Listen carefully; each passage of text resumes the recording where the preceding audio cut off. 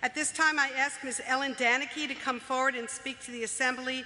Ellen is a member of St. Peter's Lafayette Hill and an active saint in her congregation and in our Synod ministries.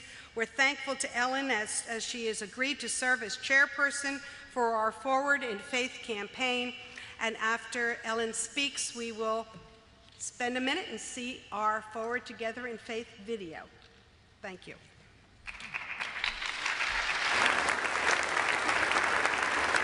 Thank you, Bishop. Good morning, everyone. I'm not a public speaker, so I'm going to ask for your help this morning. What I'd like to do is continue to raise our voices here in the sanctuary of the Southeastern Pennsylvania Synod believers. I know we're a strong synod and we're not afraid of having our voices heard. So here it is. I have 4 questions for you this morning. They're simple questions, and I'm going to give you a hint. The answer I'm looking for is yes. All right? So here we go. Are you ready to be heard? Okay. Southeastern Pennsylvania Synod, are you ready to make changes for the sake of the gospel? Yes. Are you ready to network, collaborate, and share ideas for the sake of the gospel? Yes. Are you willing to take risks and maybe even fail for the sake of the gospel? Yes. Are you willing to open your hearts and minds to equip, enrich, and energize the congregations? Yes. All right, well, I've got great news for you. Our congregations are not only willing, but they are ready. We had 27 of our congregations participate in a pilot to assess the vitality of the congregations, to assess the readiness for change, and to assess the readiness for new ministries. What we heard from the leaders of the congregations and the congregations themselves is that they are willing to try new things, they are willing to work together, and yes, they're even willing to change some of the things that we do today. We are now poised to reshape the Synod as a network to equip the saints, innovate ways of being church, and communicate what God is doing through us. So where are we heading? We are heading forward together in faith. So let's hear what some others have to say about it. Bob?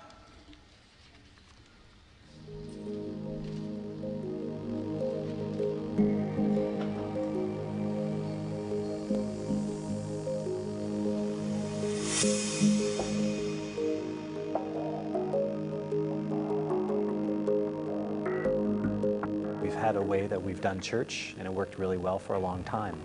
And it's hard to let that go because it's been successful, because it's what we know how to do, because there are people we love who trained us to do it. And now we are entering into a different time. I think it's always important for the church to experiment and try different things because that's the example that Jesus gave to us. We listened to hundreds of leaders across our Synod, and you've shown us that you're ready for change, and we are ready together to try new things, to take some risks, and to move forward into the future. We can do this together. I think God is making a shift, not only in this Synod, but all over the Lutheran denomination to say, let's lift up our lay people, let's show them how to do it, they want to do it, and let's equip them to help do the ministry. As we listened to people, 3 things became clear. We want to move forward, we want to move into new arenas, we want to move together, and we like being together, and we do it because of our faith in Jesus Christ. Our Forward Together in Faith campaign has 4 main themes: equipping, networking, innovating, and communicating. When Jesus gathered his disciples, he equipped them for the work of ministry. Whether they got it all the time is another story, but he equipped them to do the work after he was gone. We want to do that too. Equipping more people is central to what our mission is as the church. This is a campaign to make ministry happen, and that is what we are about as the church. That's what we are about as a synod, is bringing people together, empowering them, equipping them, and turning them loose to perform tremendous amounts of ministry with people and changing lives. Also, it's very important for us to set up some scholarship for seminarians, because they're coming out of school with so much debt. People are often worried about how they're going to pay debt off, especially given the fact that pastors don't make a whole lot of money. And there's anxiety among the typical first call congregations who don't, have the budget to pay pastors what they need to pay them in order for them to not be crippled under this debt. We want to make it easier for people to say yes to becoming a rostered leader in the ELCA. The benefits for us to use the CAT survey tool is that it gives us insight as to where our congregations are strong, where there may be some opportunities for improvement, and where they need to focus some of their time. Well, the CAT, the church assessment tool, has been really helpful for us. We actually had quite a bit of fun with it getting started. I think it gives a really good picture, a snapshot of your congregation at that time, helping to understand what your strengths are, where your growth edges can be. This kind of evidence-based organizational intelligence, I just think would be so invaluable to pastors in every situation.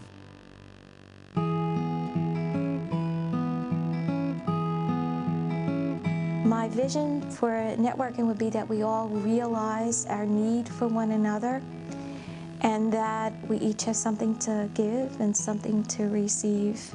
I think the Synod will be stronger because we will be able to network in a new and different way.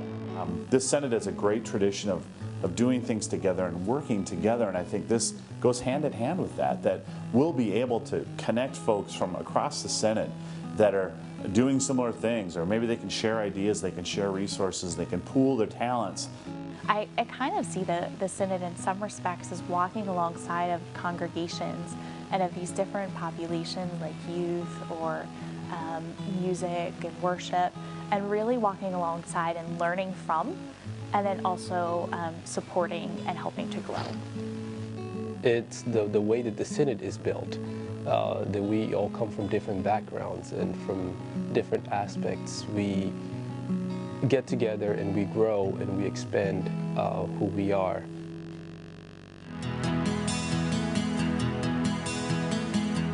I think we live in this culture of innovation where the idea of startups is driving a lot of industry and technology. And we need to think of ourselves as startups, like 250-year-old startups. But that's what we are now. One of the things that the Synod does really well is constantly find new ways of telling and living the old story. The new ways of doing this are innovations. But the story never changes because God never changes. And one of the great things about Southeastern Pennsylvania Synod is we look to serve those who are marginalized, those who are poor, living in poverty, and where can we show up and be who God created us to be, and that is the church. Freshly out of prison, you're kind of lost because no one wants to give you a chance. Everybody's looking down on you. Well, this ministry is necessary because each year over 35,000 return to the Philadelphia area out of incarceration, as well as triple that amount who are convicted of crimes, and then they face the same social sanctions. So they need assistance with finding employment, housing, and in general just knowing that they are loved and cared for. Pastor Leonard, instilled a lot of stuff in me, about we are worth something, and we don't let that beat us down and all that stuff, and just keep pushing and keep pushing, and it'll help. It is important for them to understand that God loves them and we love them as well.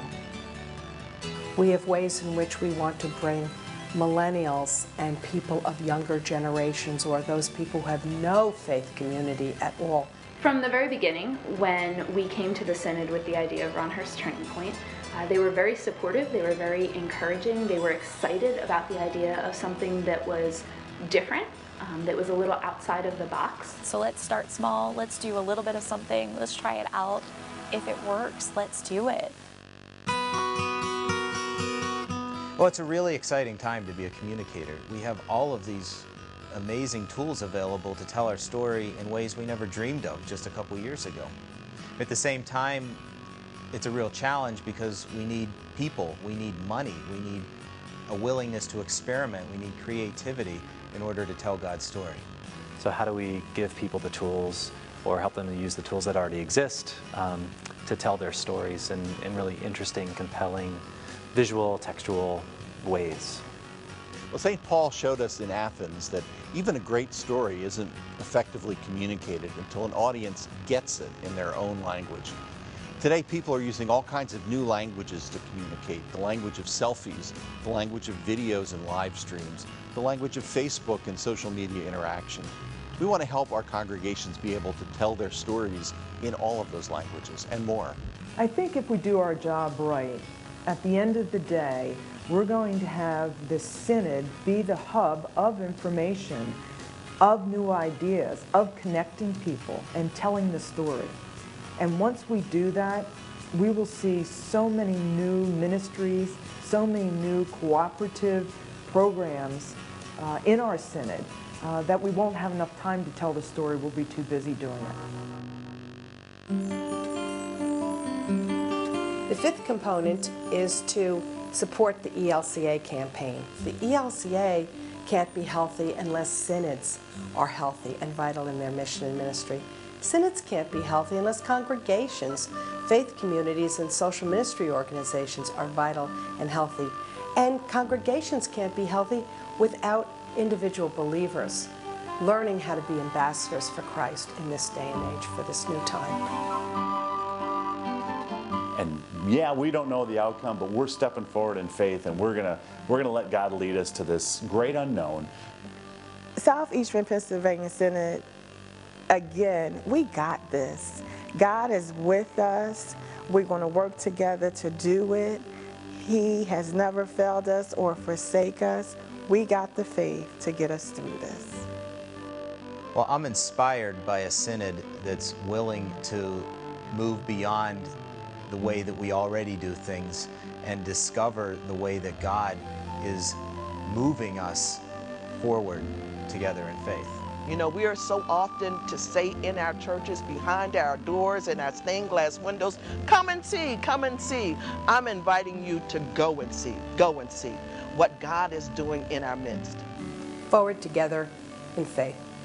That's where we're going.